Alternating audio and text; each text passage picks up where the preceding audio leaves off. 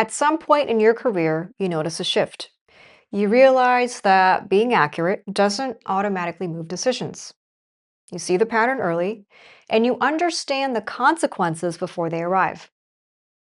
And still, the room moves on.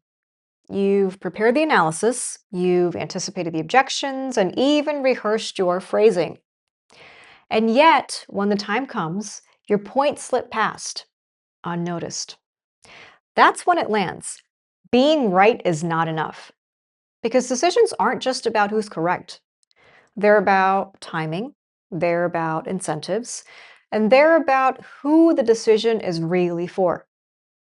Most of us are trained to believe that if we're careful, so if we do all the work, things should line up. That accuracy earns authority, that if the logic is sound, it'll carry the day. That's not how decisions actually get made. Correctness gives you clarity. What it doesn't do is it doesn't guarantee traction because the world doesn't run on accuracy alone. It runs on judgment, on perception, on whether what you're saying fits the moment you're in. So sometimes the smartest person in the room can lay out the perfect argument and still be irrelevant. Decisions are shaped by invisible currents, timing, hierarchy, the subtle ways that influence travels. And when people rely on correctness by itself, something happens. They start assuming that disagreement means misunderstanding, that if others don't agree, they must not see what's obvious. That assumption hardens over time. And once it does, even very good ideas, they lose their ability to move.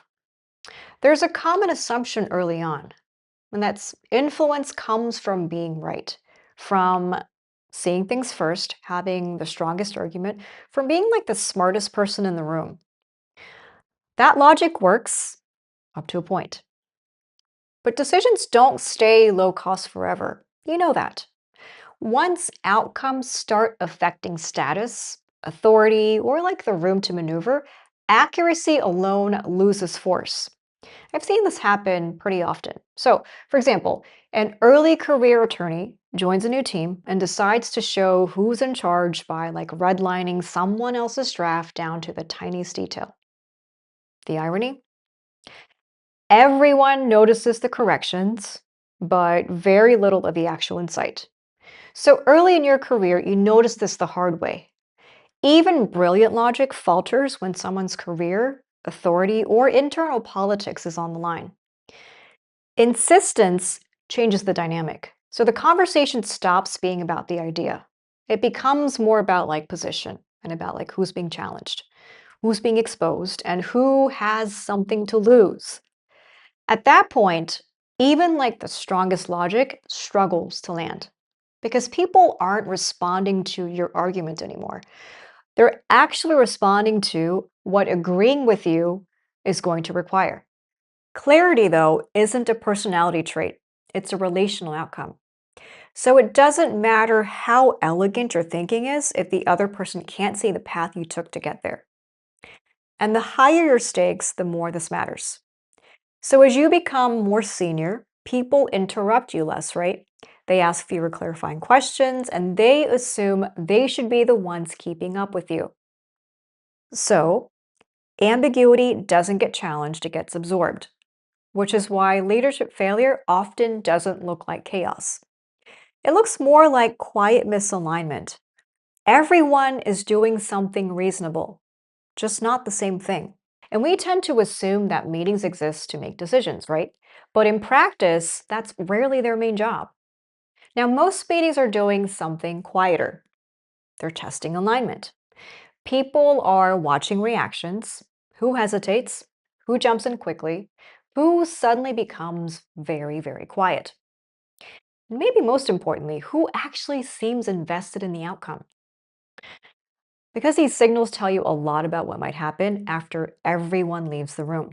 Now, in many cases, the meeting itself is not the decision. It's the moment where everyone reads the room.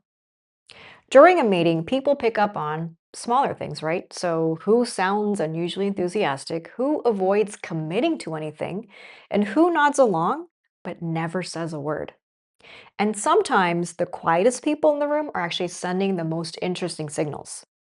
The loudest agreement doesn't always tell you where the real friction is. It just kind of tells you like who's comfortable speaking in public. And because everyone is watching for those signals, the room is like less about deciding something and more about figuring out where everyone really stands. Now, once the meeting ends, the tone changes.